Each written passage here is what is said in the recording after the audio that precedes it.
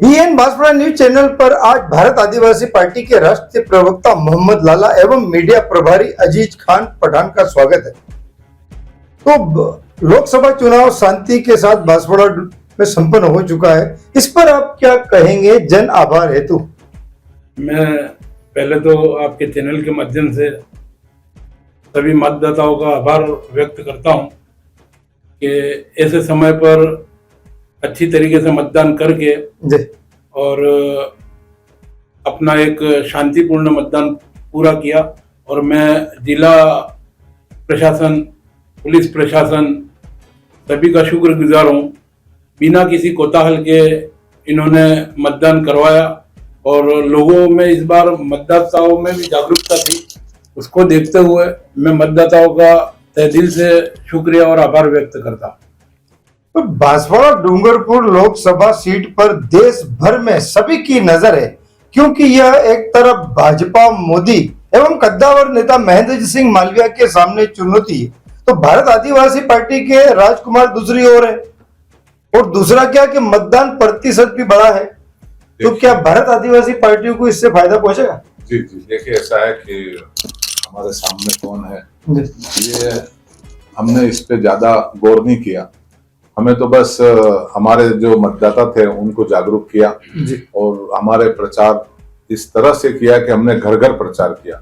हमारे पास में कोई बड़ी सुविधाएं तो थी नहीं कि हमारे पास कोई हेलीकॉप्टर या बड़े लीडर नहीं थे हमारे पास में। हम तो खुद ही थे, हम घर घर गए, हर मतदाता को समझाया और हमें इतना उत्साह था इस बार लोगों के अंदर, और वो लोग उत्साह ये साबित भी किया उत्साह लोगों का कि मत प्रतिशत भी बढ़ा। ग्रामीण क्षेत्रों में देखिए आप, जहां ज्यादा मतदान हुआ है, और ग्रामीण क्षेत्रों के मतदाता वो ज्यादातर आपके मतदाता थे, क्योंकि शहरी क्षेत्र का मतदाता आपको खुद पता है कि शहरी क्षेत्र के ज्यादातर बीजेपी की मानसिकता वाले मतदाता यहाँ पर थे, और जो ग्रामीण मतदाता थे उनमें तो आप बाप जो हमारी नई पार्टी है भारत आदिवासी पार्टी, उसके समर्थक बहुत ज्यादा थे। तो जो मतदान प्रतिशत बढ़ा है वो ग्रामीण क्षेत्रों में बढ़ा है। तो हम लोग बिल्कुल आश्वस्त हैं, पूरी संभावना एक तरफा जीत होगी, हमारा कहीं किसी से कोई मुकाबला नहीं।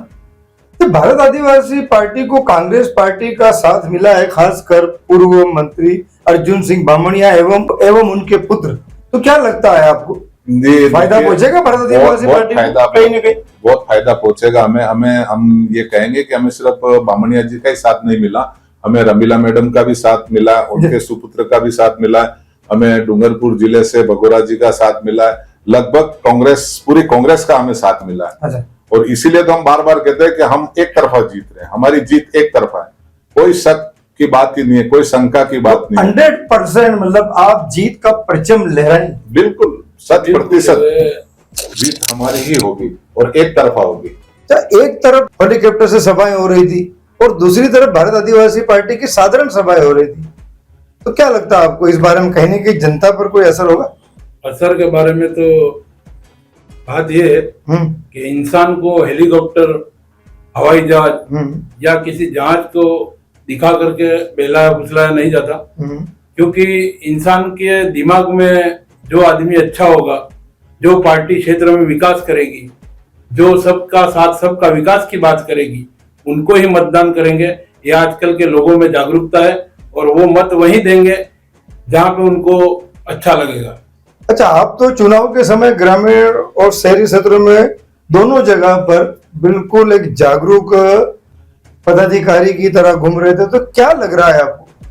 देखिए, शहरी क्षेत्र में तो हमारा जो मतदाता था, मैं सभी मुस्लिम मतदाताओं का बहुत ही आभार करूंगा कि उन्होंने दिल खोल के, इस बार आप मुस्लिम बस्तियों में देखिए मतदान बहुत ज्यादा हुआ है, क्योंकि उन्होंने हमें दिल से इस बार वोट दिया है बाप को। और ग्रामीण क्षेत्रों का तो आपको बताइए, राजकुमार उनका एक तरह का आइडियल बन चुका, उनके दिमाग में, उनके दिल में हर जगह राजकुमार बसा हुआ है। तो उन्होंने दिल खोल के वोट दिया इस बार राजकुमार को। तो चारों तरफ से हमारे वोट है। हमें तो किधर से कहीं हमें कोई मुकाबला ही नहीं लग रहा था कि हम कहीं यहाँ सामने कोई टीम भी है दूसरी, हमें कहीं नजर भी नहीं आया। हम पिछले 25 दिनों से पूरे क्षेत्र में घूम रहे हैं, हमें कहीं कोई नजर नहीं आया। बस कुछ हेलीकॉप्टर, कुछ जगहों पे हेलीकॉप्टर घुमा, ये हमने भी सुना, हमने तो देखा नहीं। और कुछ बड़ी सभाएं हुई इनकी शहरों में, लेकिन ग्रामीण क्षेत्र पे, धरातल पे हमें इनका कोई कैंडिडेट, इनका कहीं घूमता हुआ नजर नहीं आया। तो ये लोग पहले से हिम्मत हार चुके थे कि इन्होंने हार पहले ही मान ली थी। जी। अच्छा, आपकी बार इस लोकसभा चुनाव में विकास, रोजगार, स्वास्थ्य, शिक्षा पर डिबेट ना होकर धर्म, मजहब, जात पात, खासकर हर बड़ी सभा में मुस्लिम, राहुल गांधी, मनमोहन सिंह का ही जिक्र अधिकतर होता दिखाई दिया, करीब करीब। देखिए, अगर इन्होंने सचमुच में विकास किया होता तो फिर इनको धर्म का नाम लेना ही नहीं पड़ता। लोग अगर इस बांसवाड़ा डूंगरपुर में आप भी घूमते हैं, आप भी यहाँ के लोकल हैं, आप देखें कि पूरे हिंदुस्तान में मेरे ख्याल से शायद ये हिंदुस्तान का पहला जिला जहाँ पे 4 लेन नहीं है, जहाँ पे नेशनल हाईवे नहीं है, जहाँ पे ट्रेन नहीं है, जहाँ पे कोई एयरपोर्ट नहीं है। जबकि आपको पता, इस जिले से लगभग 1 लाख से ऊपर लोग विदेशों में रहते हैं, कुवैत में, खाड़ी के देशों में रोजगार के लिए जाते हैं। हम लोगों को अहमदाबाद और दूर दूर जगह से प्लेन के लिए जाना पड़ता, बहुत खर्चा भी हमारा बढ़ जाता है उसमें। तो अगर इनकी नीयतें सही होती, ये विकास करते, डेवलप करते इस एरिया का, तो डेवलप करने के लिए इस एरिया में बहुत कुछ है, लेकिन आपको करना ही नहीं था, क्योंकि इनको पिछड़ापन इनको रखना था कि लोग पिछड़े हुए रहें। बस वो एक वोट बैंक बना के रखा, वो उनको एक मुश्त वोट देते, और जब गरीब आदमी होता वो ज्यादा परवाह नहीं करता कौन सरकार बना रहा कौन नहीं बना रहा, उसको बेचारे को कुछ पड़ी नहीं रहती, उसको अपने रोजगार की पड़ी होती है। तो उस हिसाब से इन लोगों ने इस इलाके को कभी भी आगे नहीं बढ़ने दिया। इन यहाँ के जो लोकल लीडर थे, उन्होंने अपने पेट भरे। आज उनके पास देख लो अंबार लगे हुए हैं, उनका ही विकास हुआ, बिल्कुल उनका ही विकास हुआ, और धरातल पे कोई विकास नहीं हुआ। हम ऐसे ऐसे इलाकों में गए जहाँ पे आज भी सड़क नहीं है। माही डैम इतना बड़ा हमारे पास में, और ये जिला पूरा हम इस जिले को चेरापूंजी कहते हैं राजस्थान का, और डिजिटल इंडिया के युग में। हाँ, चेरापूंजी कहते हैं। इतनी बारिश होती है हमारे यहाँ, लेकिन कोई सिस्टम नहीं है हमारे पास में।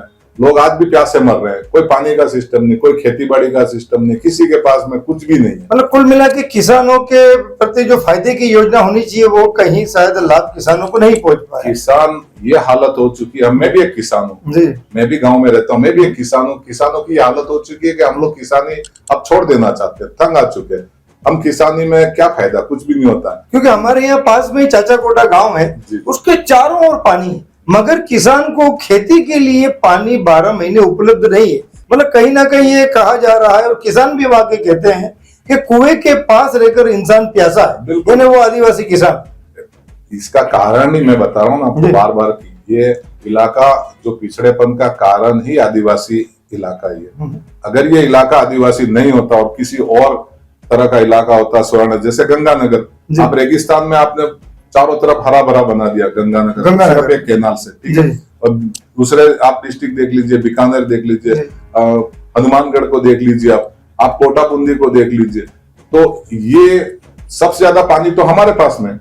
तो लेकिन हमारे नेताओं की नीयत ही नहीं थी, उनकी नीति अच्छी नहीं है, वो कुछ करना ही नहीं चाहते। वो चाहते कि लोग गरीब बन के रहें।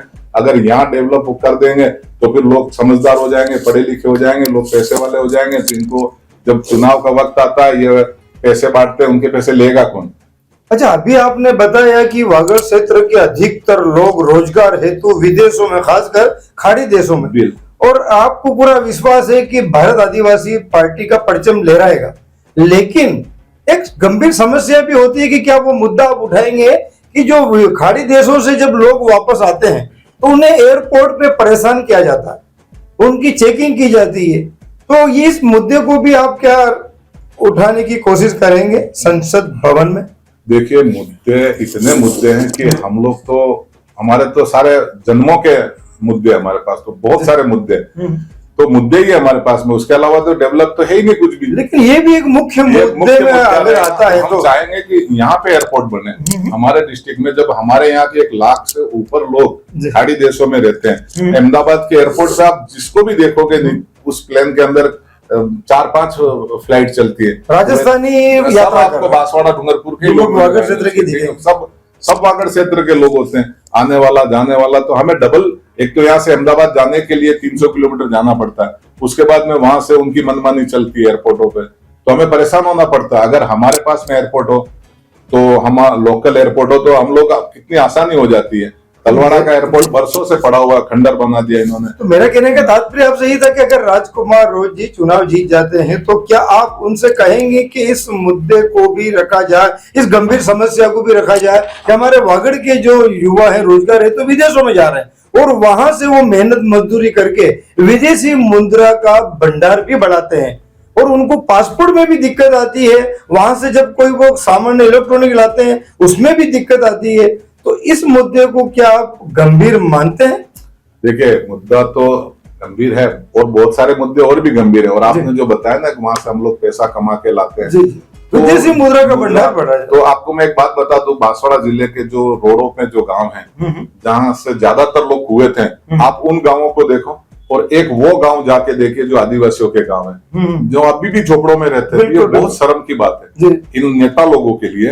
एक तो आप लोग जाए, गढ़ी जाए, प्रतापपुर जाए, चाहे सागवाड़ा जाए, गलियाकोट चले जाए, जहाँ लोग कुएं रहते हैं, है ना, उनके पास बड़े बड़े बंगले हैं, अच्छे रोड है, अच्छी अच्छी गाड़ियों में लोग घूम रहे हैं, और हम लोग मेहनत कर रहे हैं, उधर विदेशों से पैसा कमा के ला रहे हैं, और सरकार का जो पैसा आता है वो नेता अपना खुद का डेवलप कर रहे हैं, खुद का विकास कर रहे हैं, तो गरीब के पास तो कुछ जा ही नहीं रहा, गरीब को कुछ नहीं मिल रहा है। तो हम लोग यही राजकुमार जी से यही कहा कि आप गरीबी दूर करिए और यहाँ की जो मूलभूत सुविधाएं जैसे शिक्षा, स्वास्थ्य, चिकित्सा और सड़क और पानी की, ये सारी दुनिया में ये बहुत ही हर आदमी इसी पे काम करता है। हिंदुस्तान के अलावा सिर्फ हिंदुस्तान है वो जो धर्म पे बात करते हैं, यहीं का प्रधानमंत्री सिर्फ धर्म पे बात करता है, हिंदू मुस्लिम पे बात करता है, पाकिस्तान कब्रिस्तान पे बात करता है, बाकी पूरी दुनिया डेवलपमेंट पे बात करती है, शिक्षा पे, स्वास्थ्य पे, चिकित्सा पे, सड़क पे, सुरक्षा पे। आप देख लीजिए दुनिया का और हम कहाँ, हम कौन सी सदी में जी रहे हैं? कुल मिला के यह भी देखा जा रहा है कि हर बड़ी पार्टी यानी कि राजनीतिक दल रेवड़ियां बांटने का काम कर रही है, मगर मध्यम वर्ग के लिए सस्ती बिजली, निःशुल्क शिक्षा, सस्ती गैस यानी 450 रुपए में मध्यम वर्ग को क्यों नहीं? मध्यम वर्ग को किसी वर्ग को नहीं दे रहे ना, मध्यम वर्ग का यहाँ तो सिर्फ देखिए, यहाँ मध्यम वर्ग अब खत्म हो चुका है। ये आपकी गलतफहमी है कि मध्यम वर्ग है। अभी इंडिया, भारत में दो तरह के लोग रहते हैं, या तो बहुत नीचे हैं या बहुत ऊपर है। या तो अंबानी जैसा है जो हजारों करोड़ के बंगले में रहता है, या एक बहुत गरीब आदमी है जिसके पास 10,000 रुपए का झोपड़ा भी नहीं है। तो हिंदुस्तान दो भागों में बढ़ चुका अभी मध्यम वर्ग बिल्कुल गरीब हो चुका है, और जो अमीर था वो इतना अमीर हो चुका है कि अब हिंदुस्तान आप जिसको कहते हैं भगवान भरोसे पे चला गया, बस उसका कोई मालिक नहीं। कुल मिला के राहुल गांधी भी इसीलिए बार बार कहते हैं कि 22 लोगों के पास देश का 70% खजाना इन 22 लोगों के पास है, 16,000 लाख करोड़ के लगभग, इसलिए बार बार वो इस चीज को दोहराते हैं। देखिए, राहुल गांधी और मैं ज्यादा नहीं बोलता, इनके बड़े बड़े लोग हैं, लेकिन उन्होंने भी 50 साल काम किया है इस देश के लिए। तो जो लोग अमीर बने वो कल परसों नहीं बने। मैं ये भी नहीं कहता कि बीजेपी ने सारे अमीर बना दिए, कि वो कांग्रेस ने बिल्कुल ईमानदार रखे 70 साल के अंदर सब एक जैसे ही है, बस सिक्के के दो पहलू है, ये एक ही सिक्का है, तो दोनों एक जैसी पार्टियां हैं, ज्यादा फर्क नहीं है इनके अंदर। आगे चल के दोनों का मकसद एक ही होता है, अपने अपने जो आदमी होते हैं वो आगे बढ़ जाते हैं, और जो जनता होती है वहीं की वहीं रहती है, जनता का कोई भला नहीं करता है। अगर क्षेत्रीय पार्टियां बनेंगी, लोकल आदमी जीतेंगे तो ही इस देश का भला होगा। कुल मिला के आने वाले समय में क्षेत्रीय पार्टियां ही विकास की राह पर चलाएंगी, वही चलाएगा वो। अब हमारे घर का आदमी, अगर मैं मेरे घर से कुछ डेवलपमेंट करूंगा तो मैं अपने घर के बारे में सोचूंगा ना, अपने गांव के बारे में सोचूंगा। अगर लोकल आदमी है, हमारा आदमी है, हमारी पार्टी है, तो हमारे बारे में सोचेगी। अगर कोई राष्ट्रीय पार्टी का आदमी अगर जीत के जाएगा, यहाँ से हमारे राष्ट्रीय पार्टी के लीडर खड़े हुए, अगर वो जीत के जाएंगे तो वो तो उनके कदमों में जाके बैठेंगे, मोदी जी और गृह मंत्री साहब के कदमों में। वो तो एक शब्द नहीं बोल सकते अपनी तरफ से, उनको वो जो कहेंगे वो बोलना है, समझे ना? तो वो किस बात का डेवलप करेंगे? वो तो इनकी खुद के भाइयों की आवाज नहीं उठाते, इनको बरसों हो गए काम करते करते। अच्छा, एक यह भी दुख एवं चिंता का विषय दिखाई दे रहा है कि गरीब किसानों के नाम पर तो योजनाएं तो कई बनती है, मगर धरातल पर आज भी आदिवासी किसान श्रमिक बनकर मजदूरी करता दिखाई देता है। 8 महीना पलायन करता है वागड़ के, खासकर जो गरीब किसान है अपने परिवार और बच्चों के साथ। बिल्कुल साहब, देखिए किसान, मैंने आपको कितनी बार बोला है कि बांसवाड़ा जिला पानी से भरपूर मात्रा में पानी, यहाँ पे चेरापूंजी कहते हैं इसको। आप, और डैम भी बना हुआ हमारे पास में, ये नहीं कि डैम नहीं है, बस इन सरकार के अंदर कोई एक अच्छा आदमी आ जाए जो सारी कैनाल हर जगह सुचारू रूप से चालू कर दे, लोगों को उनकी जमीनें सीधी करके दे दे। अगर आपकी नियत सही हो तो आप सारी जमीनें सीधी करके दे सकते हो उनके डेवलपमेंट के लिए। बहुत सारी योजनाएं जो आप 5 साल में सब कुछ कर सकते हैं।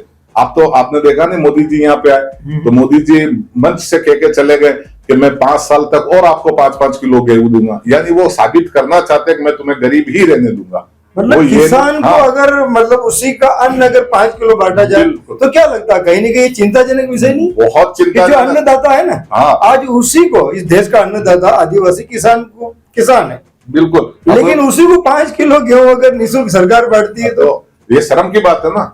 ये तो उनके लिए शर्म की बात है। हमारी पार्टी का मकसद है कि हम युवाओं को या किसी अन्य को 5 किलो राशन की लाइन में न लग करके एक शिक्षा की लाइन में, नौकरियों की लाइन में, ताकि वो 50 किलो अन्न खरीद सके। सक्षम मकसद यही है, शिक्षा, सड़क, सुरक्षा, स्वास्थ्य, इन पर काम होना चाहिए। न कि आप हिंदू मुस्लिम पर डिबेट करें, न कि आप हिंदू मुस्लिम को कुछ भी बोल के आप किसी की आस्था को ठेस पहुंचाएं। इससे होना कुछ नहीं है।